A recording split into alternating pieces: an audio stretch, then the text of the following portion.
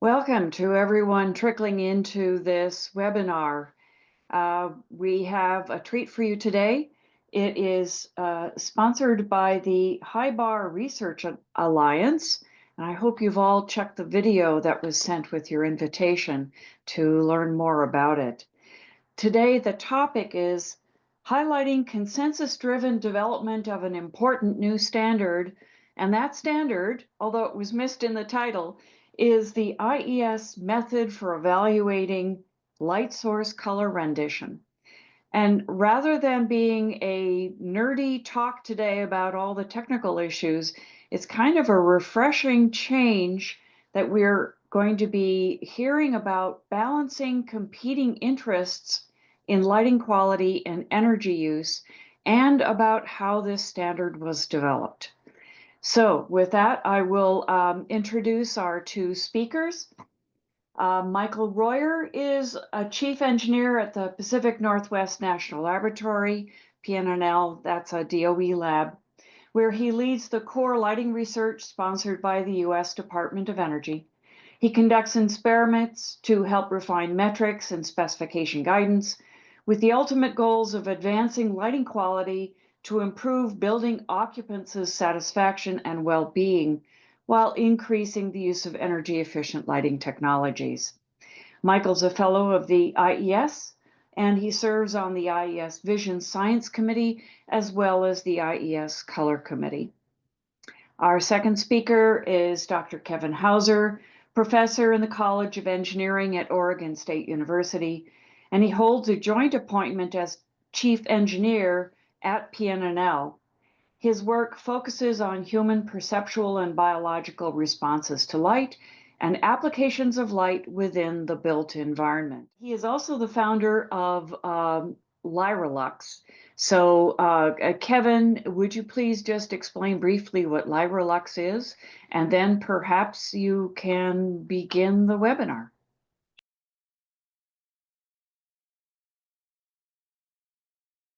LyraLux is a company that I co-founded to help develop or commercialize a technology that I developed, which is related to color rendering.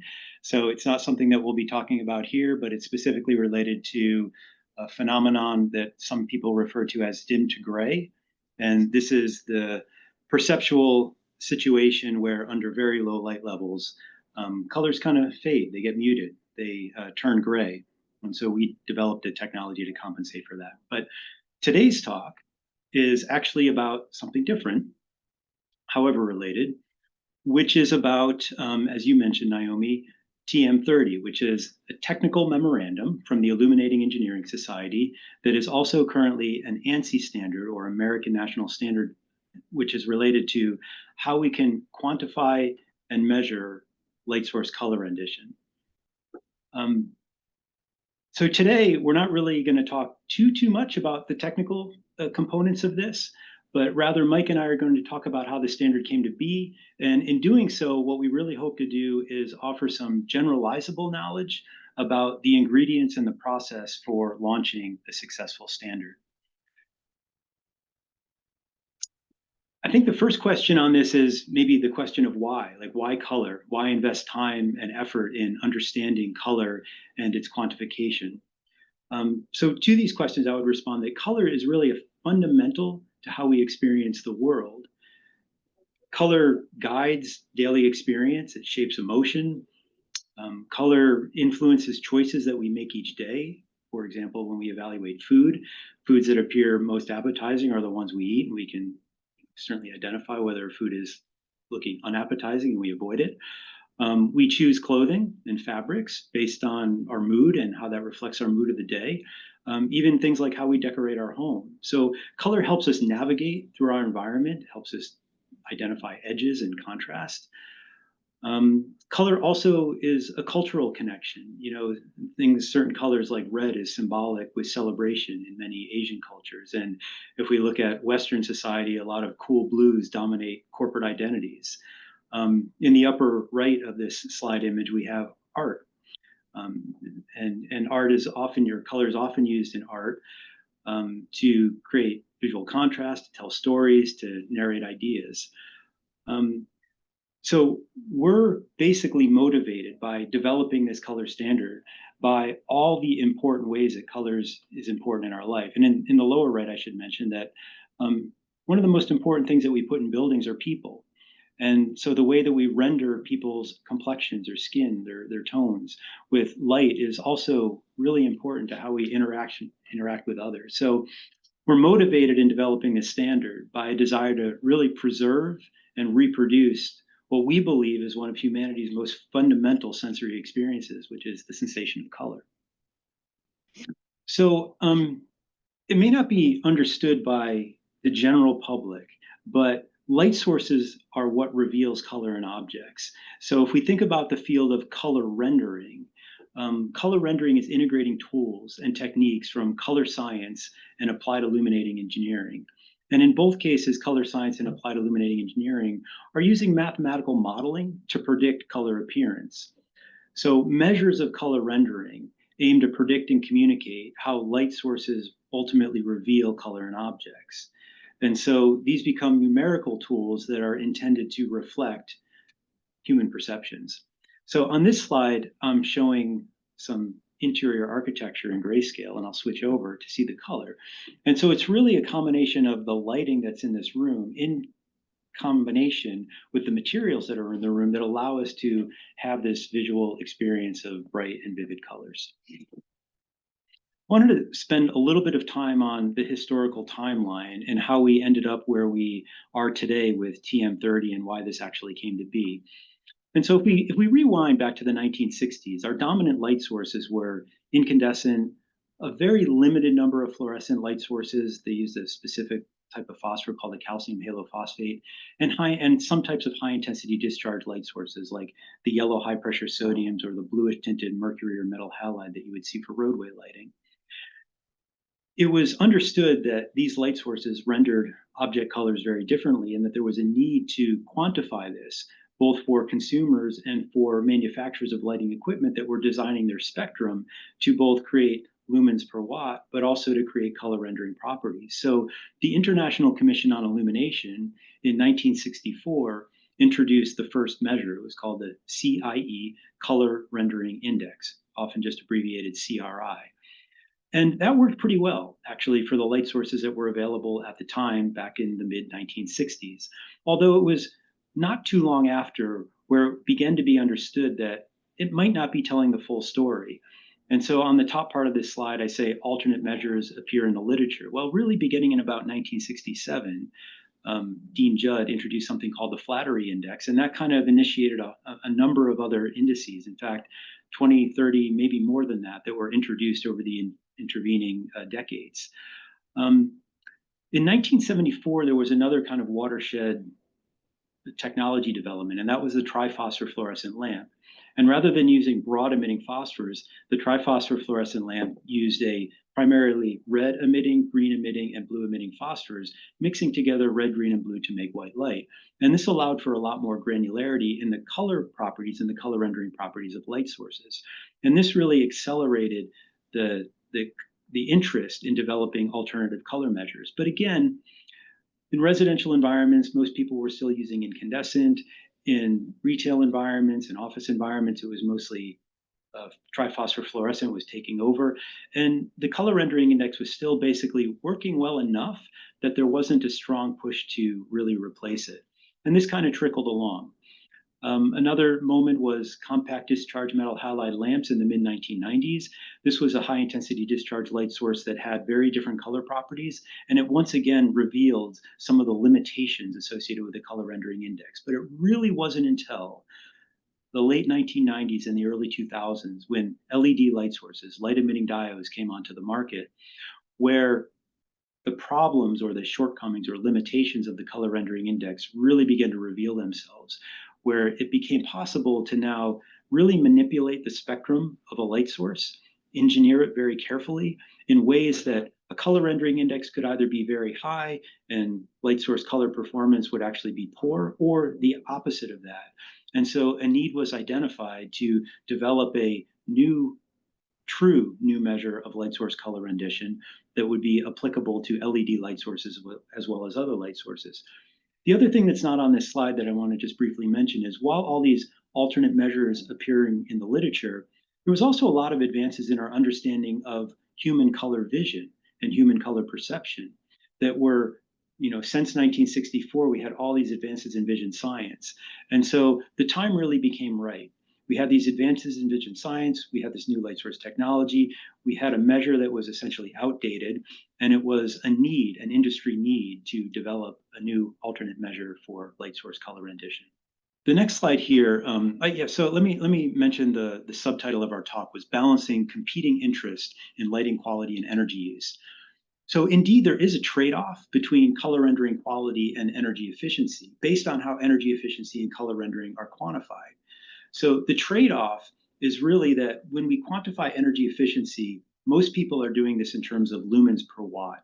And this is a bit of a bad bargain because to what degree should we be trading off the soul enriching component of lighting, which is giving us high quality color rendering, versus just getting lumens per watt? So a lumen may be a good lumen or a poor lumen. And what I mean by that is we could have a lumen of light that is rendering colors very beautifully, or we could also have a lumen of light that is causing distortions in the color and is not rendering beautifully. If we think more broadly even about lighting quality, we could also have a lumen of light that's creating contrast and allowing us to see, but we could also have a lumen of light that is creating glare or visual discomfort. And so even though energy efficiency is often quantified in the limited sense of lumens per watt, the lighting industry recognizes that lighting is actually doing more than just something for energy efficiency and just something for vision. It's also providing amenity in the visual environment. And since color rendering is more important than just amenity, it's also how we judge a person's health. It's how we see and navigate. We recognize that we need a more complex set of quantification tools or metrics for evaluating both color rendering performance and energy efficiency. And our TM30 method that Mike is going to describe here momentarily is one way that we're addressing the color rendering component of lighting quality.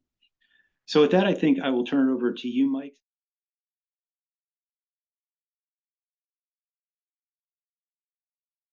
So I'll pick up here, going back to the timeline concept in about 2013. And at this stage, the lighting industry was at a point where, past efforts to standardize new metrics had, dragged on for a long time. There was a failure to reach consensus in a number of different standards committees. But we still had this large body of scientific research that can really demonstrate the potential for improvement. So we knew that was there. We also, on the other side of this chasm we had to cross, was the professional community in lighting that was, at that stage, I would say, very receptive to new tools. They were beginning to realize the societal impact of not having accurate tools and methods for engineering new light sources or for specifying those light sources for use in buildings.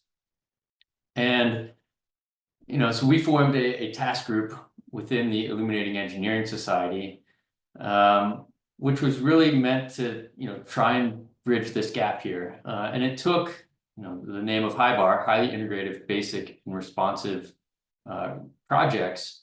And it took a collection of people from academia, from industry, myself as somewhat of a quasi-academic, but also representing, in a way, the government viewpoint on this, to really work together to solve all the issues that were stopping this from coming to fruition earlier.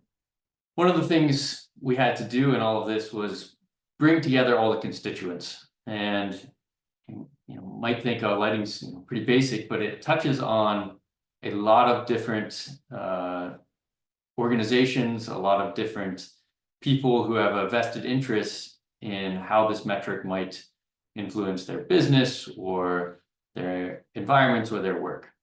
So we have lighting producers who are designing and engineering light sources. They're choosing the spectrum of those light sources, trying to balance achieving energy efficiency goals, efficacy standards, that are produced either by the government or by utilities incentivizing those light sources. And they have supply chains, right? And so many of the producers dating back even to the 80s were somewhat hesitant to adopt a new standard unless it could be shown that, hey, this is really going to provide an advantage. So there was this kind of constant tension and balance between the researchers who had proposed those dozens of new metrics, saying, hey, we're there, we're ready to go. This is going to provide, advantage to everyone in the industry. And the producers saying, hold on, this is going to be a major investment for us. We want to make sure this is right, and we're not so sure yet. You have the building occupants who are the ones that are ultimately affected by the choice of this. They're the ones that are in their office or in their home who, without sufficiently accurate and prescriptive metrics, are perhaps not working under optimal lighting conditions. So that can affect, just their psychological well-being, and other applications of lighting, their physiological well-being. I mentioned utilities a little bit earlier. They're developing oftentimes specifications through programs like the Design Lights Consortium, or even like Energy Star, which is part of the government branch there, that are incentivizing high quality products. As Kevin mentioned, there's this balance between energy and quality. And so when you try to push energy standards, whether you're a utility or a government agency doing that, there has always had to be color rendering floors to go along with those energy standards. Otherwise, you would just get terrible quality light that could meet very high energy efficiency standards, but I don't think anyone would be happy with that. And then you also have the specifiers who need to use this new metric, and they're trying to integrate this into their workflows. And so particularly for them, there's this contrast of how complex is it, where it's going to give me really accurate and useful information, versus how simple is it that I can just easily integrate it into my everyday workflow and everyone I talk to understands it. So as we were forming this task group and working through these barriers to bridging that gap that I started with, we ran into some barriers to our success. One of the primary ones, the largest one out there, was primarily opposition to change. You'll see existing knowledge is the small one at the top there, which was the easy thing in the grand scheme that we had to deal with. We had decades of research. We had a lot of know-how on how to do these things, but that opposition to change and also a little bit of the politics of it. In that sense, what I'm meaning is there's research groups around the world who have been working on this for sometimes their entire careers. They've made proposals that they think are really good. They have data that shows, hey, our metric works really well. But there's another group saying the same thing. And we're at a stage where everyone thinks their own idea is the best idea. And so we have to have the political discussions of who's in charge of this, how do we work together, how do we compromise to reach a consensus solution that everyone can feel a part of and can feel good about going forward. I mentioned the simplicity complexity argument too. Within our task group, once it had formed, that became one of the finest balancing points between the constituents that we had in our group, which was made up of 7 people, this task group I mentioned. So our ingredients to success on this slide for addressing those barriers to success. One was primarily the venue. So we went through the Illuminating Engineering Society that follows the ANSI process that mandates inclusion of different viewpoints, but doesn't have a criterion in it that it requires unanimous agreement. In some past efforts at standardizing a new metric for color rendering, there were requirements for unanimous agreement.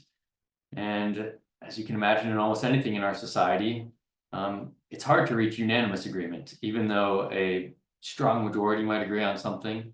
If there's one person that feels like they didn't get their way, or this might not be the best for them, being able to stop progress really stalled things for many decades. The other thing was the involvement of who was on this initial task group. It was a small group of people that were really vested and active. Sometimes in standards organizations, you have committees of 30 people where 25 of those people are there to observe the process and report back to their organization what might be going on. but they aren't vested and active in contributing to the development of material for that process. So we had a group that consisted of a lighting specifier, Kevin, myself, a representative from NIST, and two lighting manufacturers as well, maybe three lighting manufacturers on that group as well. And so it was specifically chosen to be small as the group that originally developed this. It went through approval processes that expanded that net considerably at each stage of that process. But being able to work through some of these technical issues with the right constituents at the table allowed us, I think, to be successful in the end. And then I'll make a plug for my one major contribution, perhaps, was that I didn't bring baggage to this from prior efforts. In 2013, I was a couple of years out of grad school, hadn't been in the trenches for a couple of decades, duking this out in other standards committees.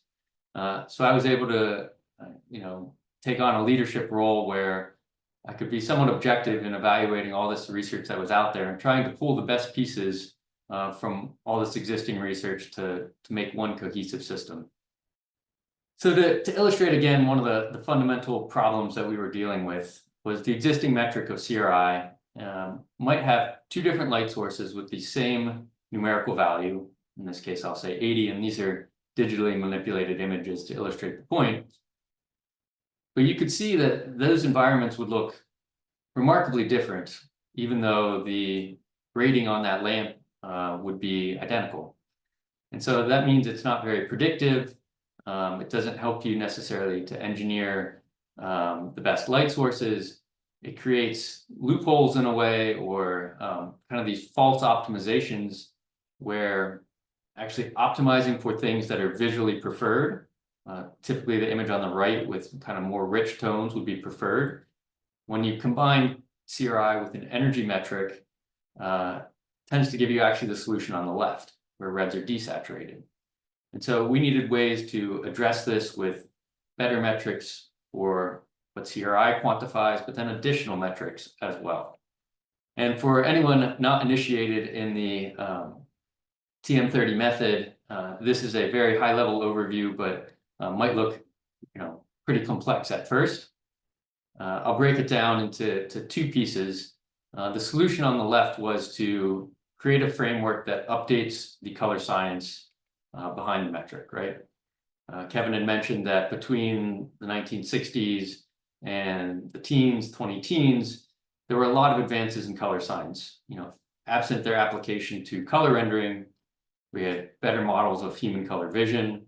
That came along in 2002. There's since been updates to that as well.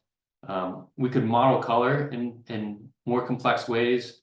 We chose to use 99 color samples that are specifically selected to model the world around us. Whereas in the 1960s, when calculation was more difficult at higher cost, they stuck with 8. And 8 was kind of a limited view of the world, and allows for kind of false optimization when you have that limited sample. Imagine looking at a image early on that's highly pixelated versus something that's in HD in the future. We also looked at changing how we compare this. What's the reference baseline that we use as part of that metric? So all of that provides benefit and value, but the other solution was to provide a lot more information. So instead of just knowing the fidelity of this, how similar is it to the reference on average, we said, how far away, how is it different, and in what ways is it different? And I sometimes use an analogy. If I say you're 500 miles from New York City, you could be in the Adirondacks, you could be in the Outer Banks, you could be in the middle of the ocean, or you could be in a field in Ohio. And those are very different places, but they're all 500 miles away. And so you have a limited set of information once, in particular, you increase that distance away from the reference. If I say you're 1 mile away, you generally know where you are, but not if you're far away. How this works and how this provides benefits to the users of this metric, we have kind of the same situation as I presented 2 slides ago, where on the left we have one light source, on the right we have another. So you'll see the one on the left has RF value 82. The one on the right has an RF value of 82. They have the same color fidelity like they did with CRI. That doesn't always happen. In fact, two light sources with the same CRI will often have different RF values. But for the purpose here, I wanted to show that even with the same color fidelity, what I'm doing with particular colors can be very different. So the pictorial image here is showing a perfect circle, black line in the perfect circle is the reference. And the red is how a given light source is changing the color appearance of those objects versus that reference. So when I'm pointing in, I'm pointing to more desaturated colors. Pointing out is more saturated colors. If I'm going around the circle, I'm changing hues, making a red more orange or a green more yellow, for example. And so we can see the light source on the left tends to desaturate reds, where the one on the right tends to increase the saturation of reds. And if we just look at what people prefer in environments, they tend to prefer the one on the right to the one on the left. And this gives us the tools to be able to differentiate between these light sources. If I want to look at a number to do that, I can look at this one on the bottom right of each graphic, or red chroma shift, or CSH1 is the shorthand, negative 11% versus positive 10%. So it's really provided a whole new vocabulary for people to engineer and specify light sources to try and match up their intent of what they're trying to do with their product or their space with what they're going to get when they get the products installed. Just to further illustrate kind of the societal value and the benefit of good color rendering metrics, Kevin mentioned earlier, people are one of the most important things in an environment that we're illuminating. And this is just a AI generated graphic that's again digitally manipulated to show how important color rendering can be to the appearance of people, whether we judge them as healthy or not, how we might choose to interact with them. We make a lot of high value judgments based on color in our environments. All right, so you might think that's the end of the story, right? We had this metric, it finally passed in 2015, it made it through all the various committees that had to ballot it. Yay, pat ourselves on the back, let's all go home and go on from there. In reality, that was the beginning of the story. That was 10 years ago, and we are still, in some sense, working on this issue. Because, as I mentioned, resistance to change can be strong. And any change in the lighting industry, whether it's color rendering or not, has always proven somewhat of a challenge. We still use metrics and methods from the 20s and 30s, despite many years of research since then. So, starting in 2015, there were dozens of presentations and educational efforts by members of that original task group and non-members of that task group. Other people who had an interest in this and saw value in it, and those continue to this day. But perhaps, tying back again into the high bar aspect of this, there was a very large research effort then to take that initial TM30 method and turn it into practical guidance. And that took a lot of research to understand, when I have a specific number, what does that mean? What number should I use if I want to get this result? And we had pretty good hypotheses of how that would work based on our own prior experience. But in order to convince the more doubtful people who were taking a more conservative approach to updating, we needed a lot of new evidence on how exactly this would play out. And when TM30 was initially published, that's what we said. We said, hey, this is a good step in the right direction for this, but we expect this to be a period of discussion and debate and learning before we get to the stage where this is in widespread use. So I put together this slide to illustrate kind of the wide network of people and organizations that in one way or another became involved in this effort to transform the way we understand color rendering in the lighting profession and beyond. So while IES was kind of the instigator of some of this, it wasn't a leader through this entire process. I would describe it as more of a decentralized process where certainly there were key players that were contributing to the narrative, But there were other people who, joined in that, had never been involved in the standards process before, but contributed research, where there were organizations that saw this and decided, hey, this is going to help us.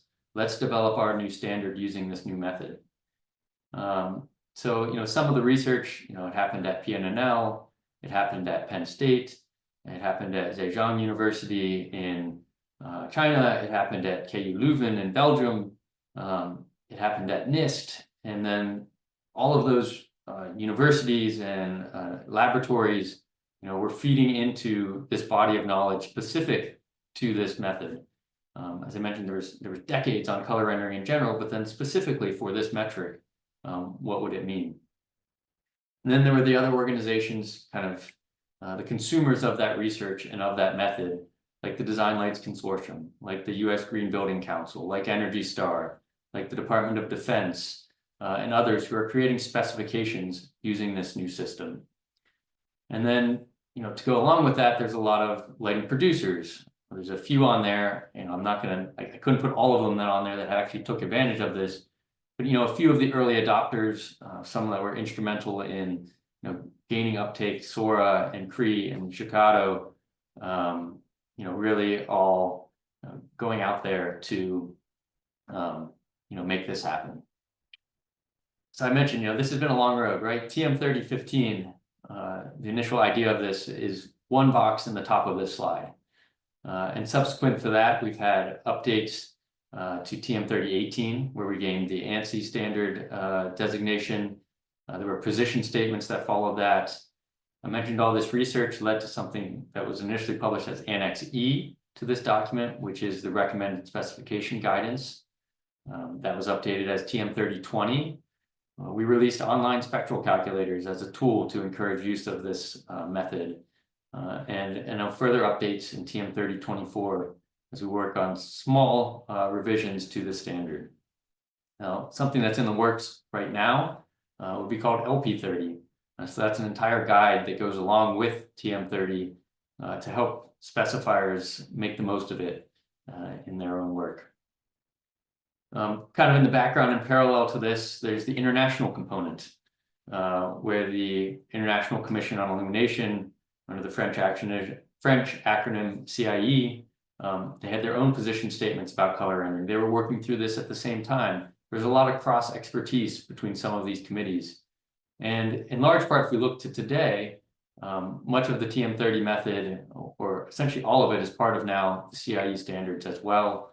And they also released a position statement just a couple of months ago, basically saying, hey, we're ready to move forward with this as well. We're not going to hold on to our older metric CRI any longer.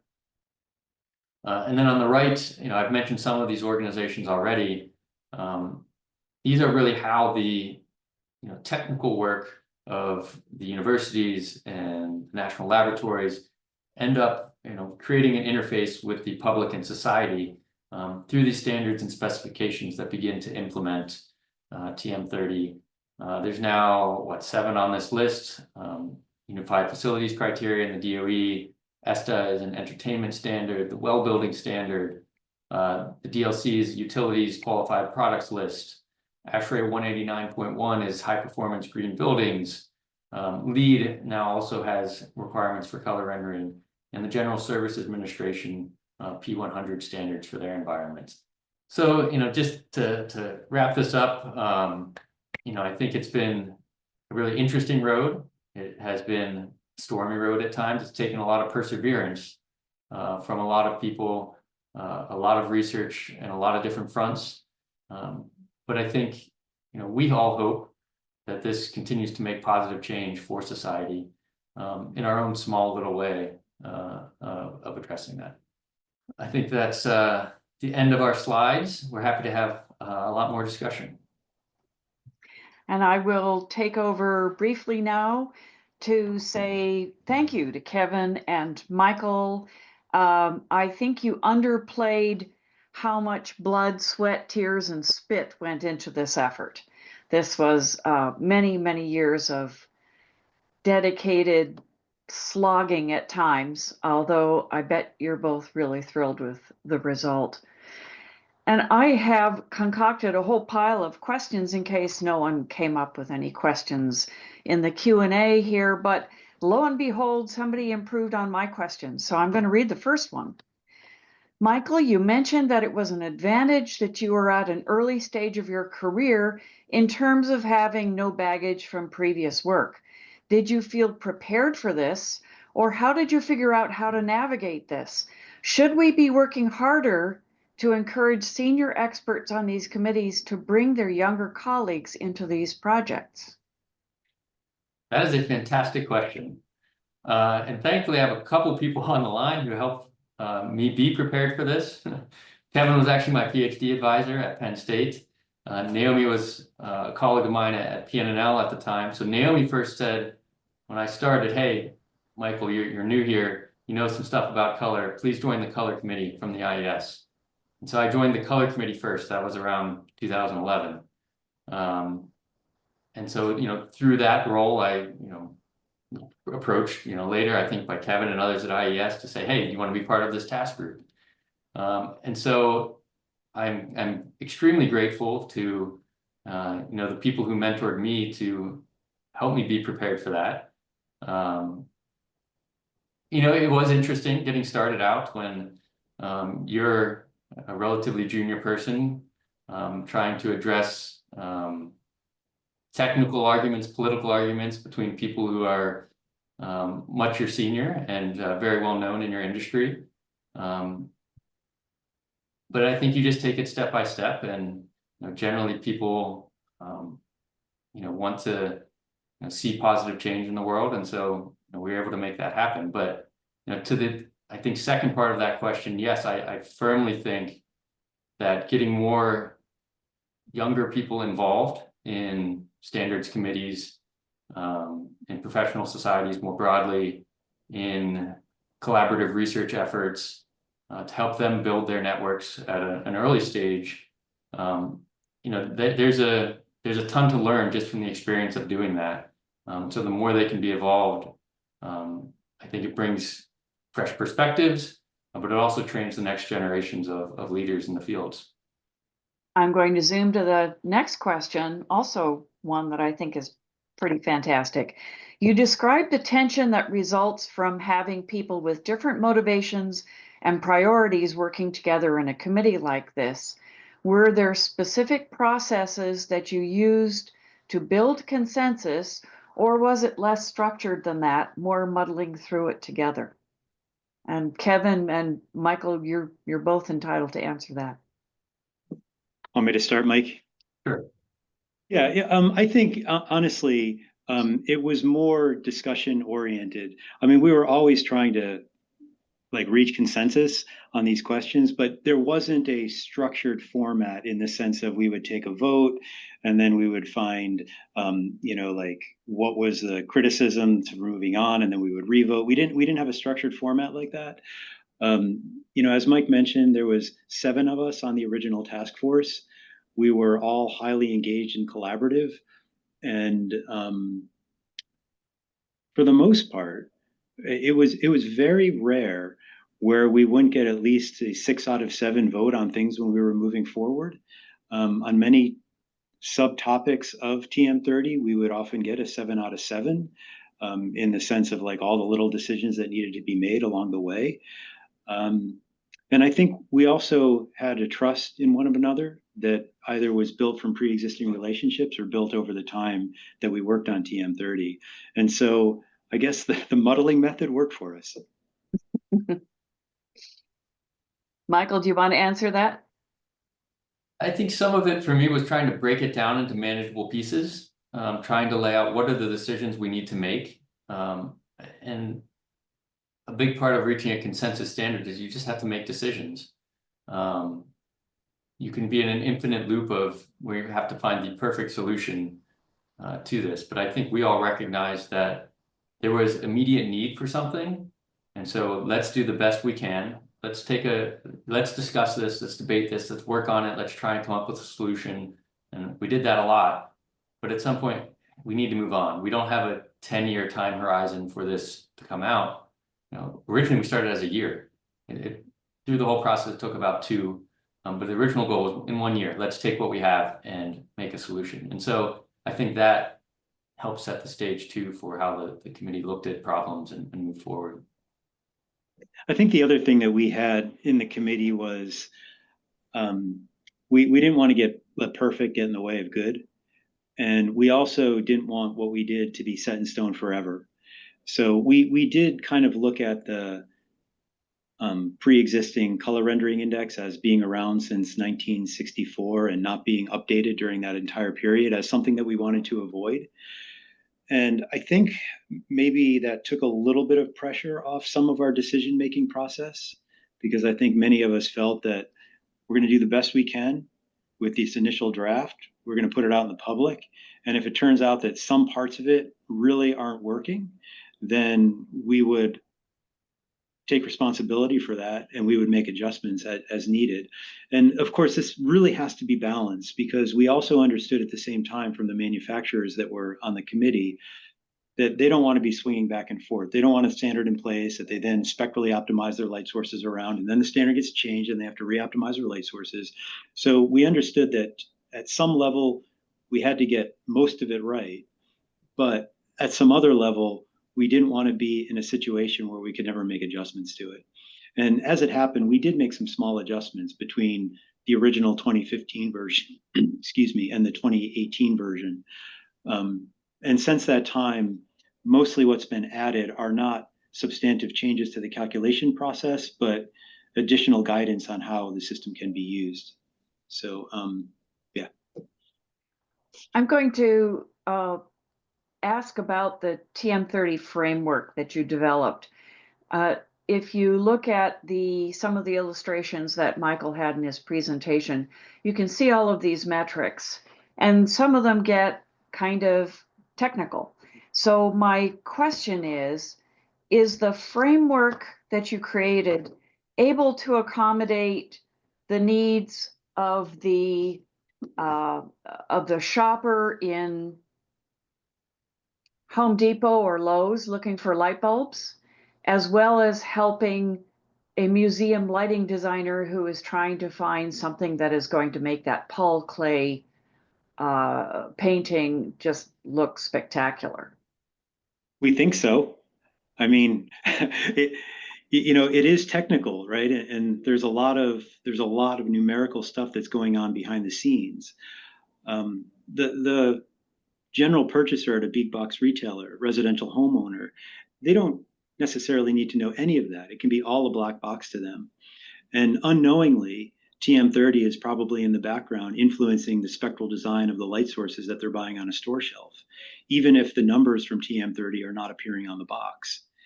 And meanwhile, the people that are doing those spectral engineering decisions, light source manufacturers that are doing that work, they now have a much more granular tool set, a much richer language of talking about what they might want to accomplish. We didn't get into some of the smaller details of this, but sometimes we might want really accurate color rendition like you would get under daylight or sunlight. Other times you might actually want to be enhancing vividness, like if you're creating a party environment. Sometimes you might want to enhance color preference, just the preferred amenity, the visual quality of the environment. TM30 provides quantification tools to do all that.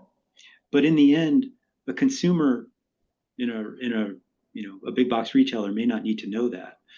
They might only need to know that this is ranked as a high preference light source and everything else is in the background, or this is a high fidelity light source and everything else is in the background.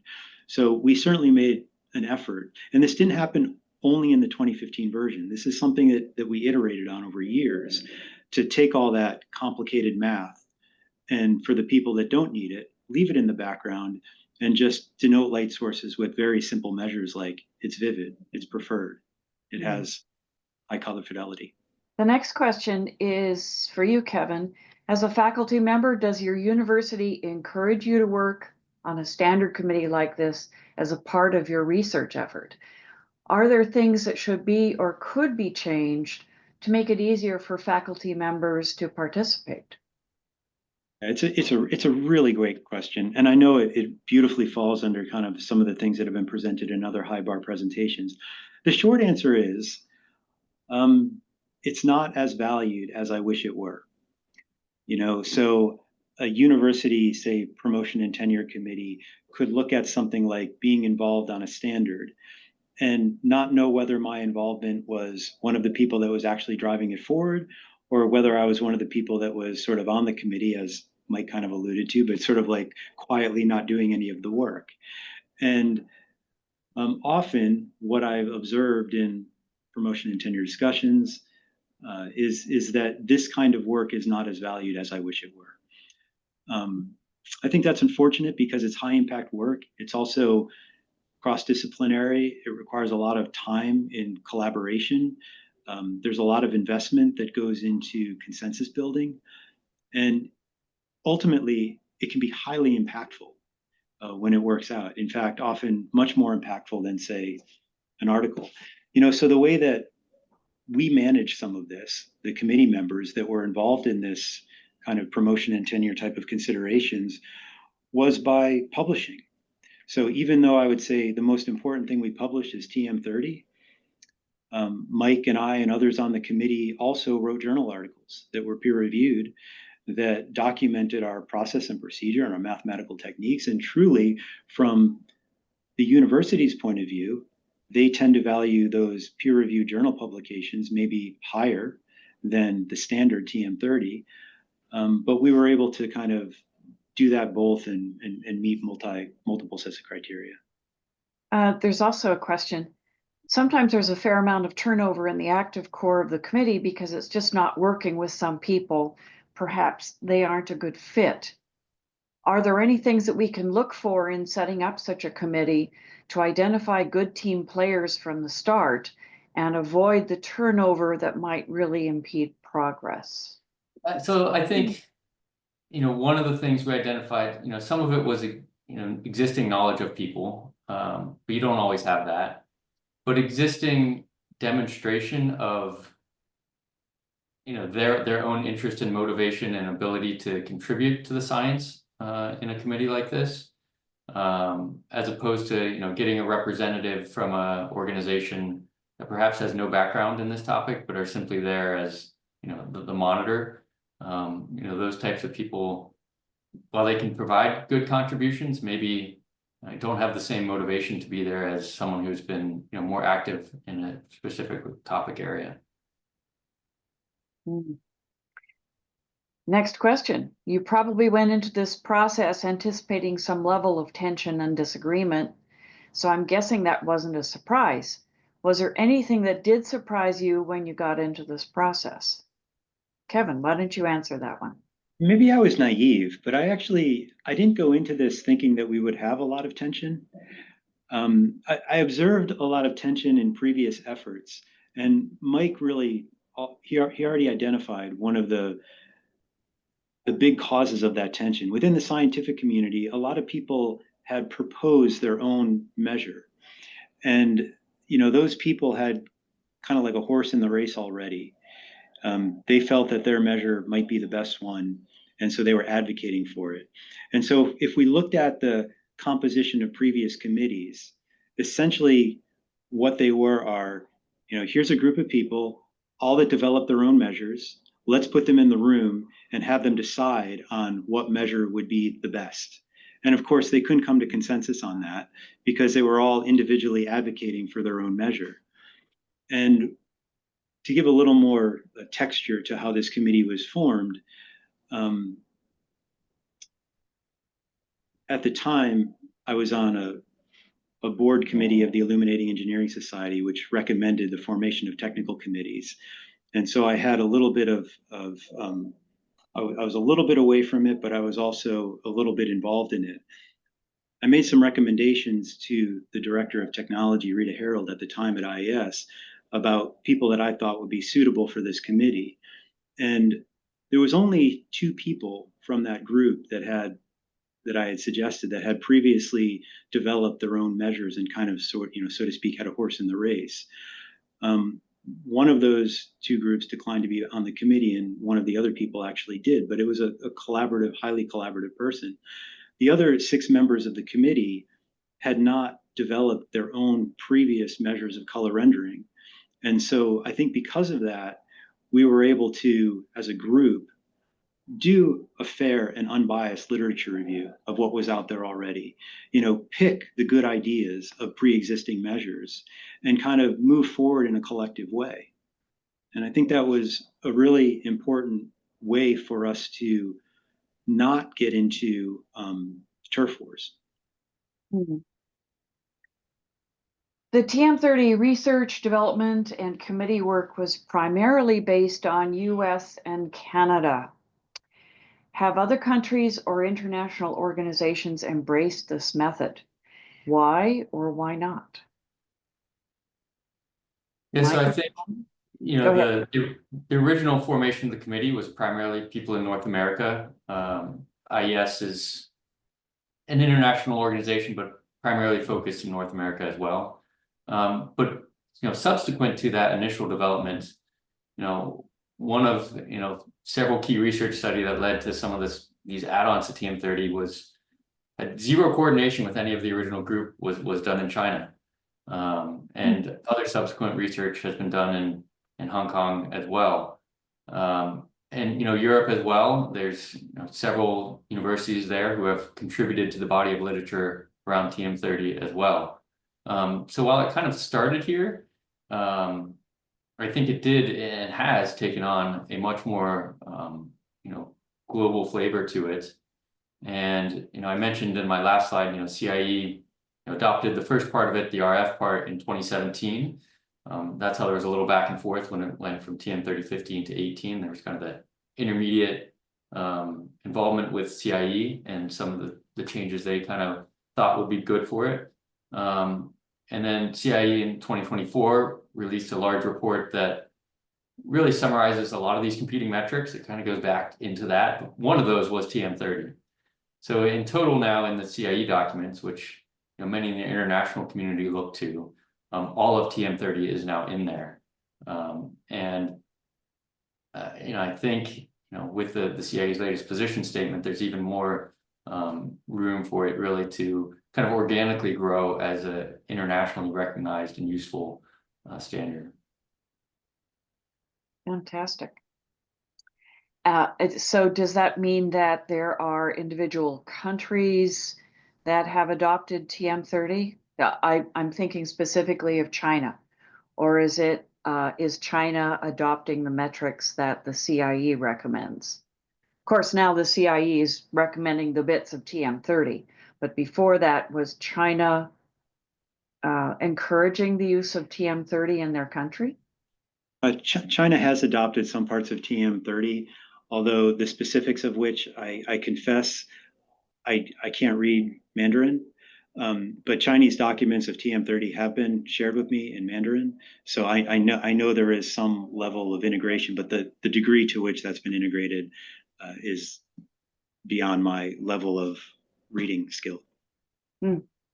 I think one of the things about lighting standards, and I'm not sure who all is on the call, is a lot of these are voluntary, right? These are not mandatory government enforced regulations as we think of the word standard often. Sometimes they become that. If the U.S. Department of Energy, for example, would decide to require use of TM30, but it's the Department of Energy regulates energy, right? And so these metrics are in there as kind of the backstop against quality.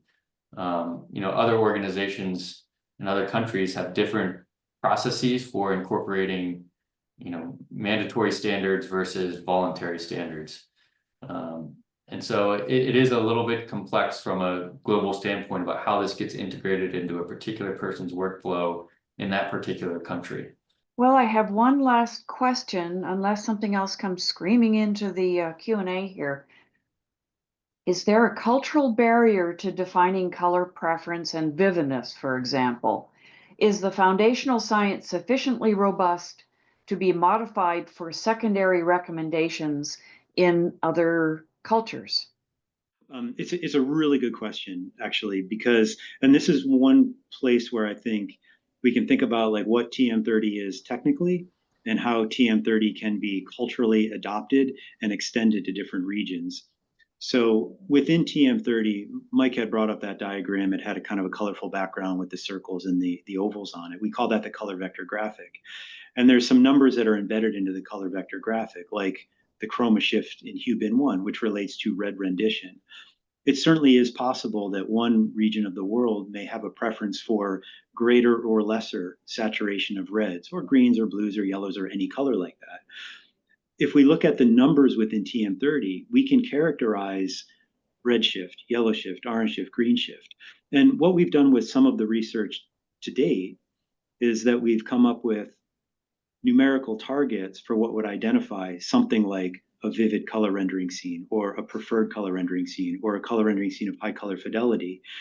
And we have kind of numerical brackets for that within primarily a North American context, because that's where most of those studies have been done.